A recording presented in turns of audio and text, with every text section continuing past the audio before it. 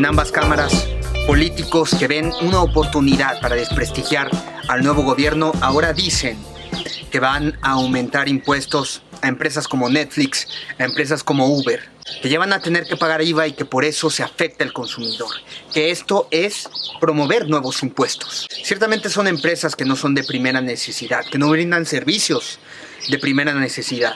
Antes de entrar en materia, habría que recordarles a estos aliados políticos que son Movimiento Ciudadano, que son el Partido Acción Nacional, que gobiernan conjuntamente aquí en el estado de Guanajuato, que aquí sí se ratificaron viejos impuestos, que se promovieron nuevos impuestos. Recuerde usted el impuesto a la tasa nominal, el impuesto cedular, el impuesto a la enajenación de bienes inmuebles, la afectación con nuevos impuestos al hospedaje, al turismo, la tenencia, el impuesto a la venta del alcohol, la verificación vehicular, entre otras cosas. 5 minutos. Bueno, a ver. Gobernador, ya se aprobó el crédito. Sí. Bueno, primero agradecerles al Congreso, a los diputados, que nos hayan aprobado este crédito. Fue fundamental para arrancar con obra pública bien este año. Esto nos da un gran respiro. En este sentido, lo que está haciendo la Federación, a través de la dirección del titular de la Secretaría de Hacienda y Crédito Público, Arturo Herrera, es simplemente simplificar la forma en que estas empresas cumplan con sus obligaciones tributarias. El esquema no cambia absolutamente nada. A estos senadores que se quejan de esta retención de impuestos, a ellos les retiene este impuesto el propio Senado de la República. Ese impuesto se lo retienen al titular de la Secretaría de Hacienda y Crédito Público y estas retenciones se les entrega a Hacienda. Lo mismo va a ocurrir con estas empresas. Las plataformas digitales van a retener este impuesto y se lo van a entregar a Hacienda. Y esas retenciones son provisionales, al igual que estas retenciones que ya mencionamos le ocurren a los legisladores, a los funcionarios públicos y al propio titular de Hacienda y Crédito Público, Arturo Herrera. Después de eso pueden venir los deducibles y los pagos, de tal forma que estos no son nuevos impuestos. Estos son impuestos que ya existían.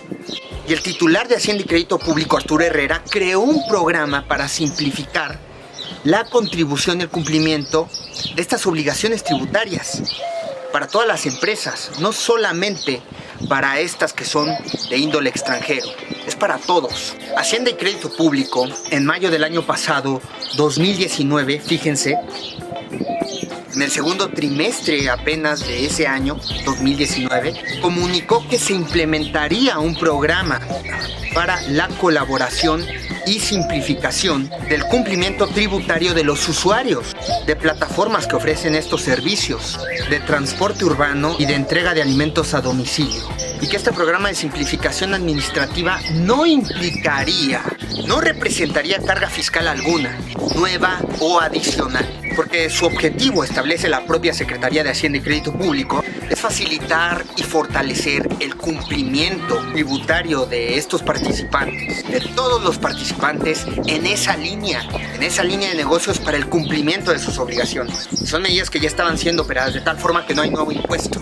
Además, esto ya había estado anunciado con mucha anticipación, con mucha antelación, pero siguen empecinados estos miembros de partidos políticos de oposición en decir otra cosa que abone a la descalificación, pero están engañando, no están diciendo la verdad, solamente se está facilitando un esquema para que las empresas solventen de una forma más sencilla el cumplimiento de sus obligaciones tributarias. Estos impuestos ya existían, ya existen. El impuesto sobre la renta, el impuesto del IVA, son impuestos que ya existen, no son impuestos nuevos, ni hay un incremento a la tasa de estos impuestos.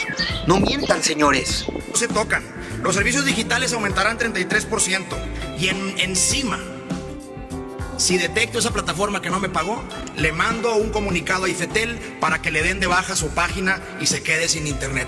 Eso, señor secretario, es un terrorismo digital. Porque además esto abona a que haya equidad en la competencia, que haya equidad además en el cumplimiento de las obligaciones tributarias de todos los que estamos compitiendo en el mercado. Pues fíjense que quien no estuviese en una plataforma digital, como puede ser el caso de un taxista, Un taxista que está en una plataforma digital que opera de esa manera no está pagando sus contribuciones, no está pagando sus obligaciones tributarias, al contrario de alguien que no está en esa plataforma digital. De tal manera que esta es una medida de ajuste para la contribución a la equidad. El impuesto sobre la renta es un impuesto que se retiene. Así ya pusimos de ejemplo el impuesto que se le retiene a un senador, a un diputado, a un legislador, a un funcionario público, y luego se le entrega a Hacienda. Así pasa con las empresas y así debe pasar con las empresas que operan de forma digital. De hecho, los propios directivos de Uber están interesados en que hubiera equidad en la competencia. Y a principios del año pasado, directivos de Uber se reunieron personalmente con el titular de Hacienda y Crédito Público, el señor Arturo Herrera, para convenir justamente este acuerdo para la simplificación de solventar sus contribuciones tributarias. E inclusive, posteriormente, el propio titular de Hacienda y Crédito Público, Arturo Herrera, fue a comparecer al Senado de la República justamente para ahora solventar cualquier duda e inquietud de los legisladores y, por supuesto, los miembros del Movimiento Ciudadano, los del Partido de Acción Nacional, pronunciaron estas irregularidades de argumentos pronunciados que solamente quieren abonar a la descalificación por promover una imagen negativa del gobierno federal.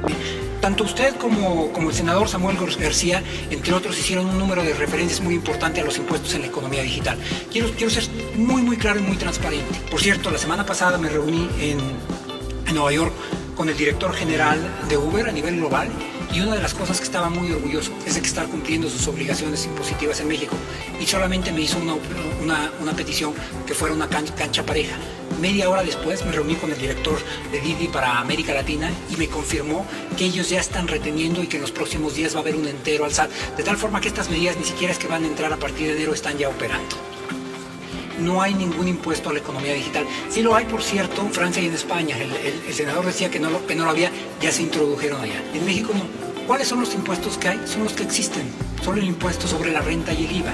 Es decir, pensemos nada más en la equidad que tenemos. Si hoy un taxista de los normales, de los taxis rosas o verdes, ya no sé de qué color son, está recogiendo pasaje y recibiendo un ingreso, tiene que pagar un impuesto sobre la renta.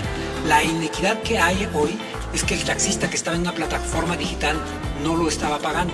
El esquema que se está generando no cambia en absoluto el sistema de la renta.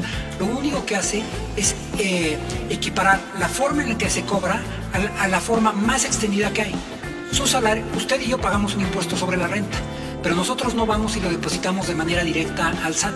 A usted se lo retiene el Senado y se lo entrega a Hacienda, a mí me lo retiene Hacienda y se lo entrega a Hacienda. Bueno, lo que se está proponiendo con las plataformas digitales es lo mismo, que va a haber una retención del impuesto y se le va a entregar a Hacienda. Todas esas retenciones, incluyendo las que tienen que ver con su salario y el mío, son provisionales. Si usted tuviera 5 casas y las rentara, además de eso iba a tener que pagar. Si tuviera algunas cosas que deducir, después se iba a tener que corregir. De tal forma que estos impuestos ni son nuevos, y es un tema de equidad. Y por cierto, senador, hay algo que usted señaló en lo que con todo respeto estaba equivocado. No estamos haciendo una distinción entre las plataformas nacionales y las extranjeras. De hecho, las primeras que empezaron a pagar ya y a retener son las extranjeras. Uber empezó a retener. Usted dio un ejemplo muy puntual que fue entre Delantal y Uber Eats. Uber Eats está ya reteniendo y está enterando a nosotros. Se trata nada más de que haya una cancha pareja, de que todo el que tenga que pagar un impuesto, porque así está en la ley, lo pague. No pague más y no pague menos. Y esto tiene que quedar muy claro. Hacienda no ha aumentado impuestos. Hacienda no ha promovido el incremento de las tasas de impuestos. Esta información se origina y deviene de la élite del Partido de Acción Nacional y del Movimiento Ciudadano, con la finalidad absoluta de desprestigiar al gobierno federal, de estigmatizar su imagen de una forma negativa ante la ciudadanía. Pero es importante desmentirlo, porque esto, al igual que las fake news, solamente abona a la descalificación y a la propia falta de funcionamiento que tenemos que tener en las instituciones si verdaderamente queremos una democracia de altura. Muchas empresas ya desde el año pasado convinieron con la titularidad de la Secretaría de Hacienda y Crédito Público para convenir el acuerdo total en este programa de simplificación de obligaciones tributarias. Estas primeras empresas que aceptaron tal colaboración son Uber, son Cabify, son Bolt, Bit y las empresas de plataforma de servicio de entrega de alimentos a domicilio como Corner Shop, Rappi, Sin Delantal y Uber Eats. Esto fue en mayo de 2019. Después, en octubre del 2019, como ya les había mencionado, el propio Arturo Herrera fue a comparecer al Senado de la República y a desmentir estos señalamientos obtusos y mezquinos. En noviembre del año 2019 se aprobaron los cambios a la ley del IVA, pero a partir del mes de junio 2020, empresas de servicios digitales no residentes en el país, tales como Netflix, van a retener el IVA. Ya lo han venido haciendo, al que están obligados a pagar los usuarios de esos servicios. De tal forma que si se va a atacar el ejercicio del gobierno federal, hay que tener puntos más finos y no simplemente estar abogando por cargar una serie de argumentos que son falsos, que son facciosos y que son mezquinos para manchar la imagen de la titularidad de la Secretaría de Hacienda y Crédito Público. Que hoy más que nunca, justamente, pues vemos la necesidad de operar que tiene el gobierno federal en muchos programas, entre ellos los de salud pública, entre ellos los de seguridad pública. ¿Y cómo se va a hacer si existe un gran porcentaje de personas que viven en la informalidad, de empresas que no pagan sus impuestos, de evasión de impuestos? En un país donde ha imperado la corrupción, la impunidad, la falta de gobernabilidad, la falta de gobernanza, es necesario implementar medidas para que haya armonía social, para que haya un buen desarrollo social, para que haya articulación de esfuerzos en busca de cumplir un objetivo común, que es el bien común.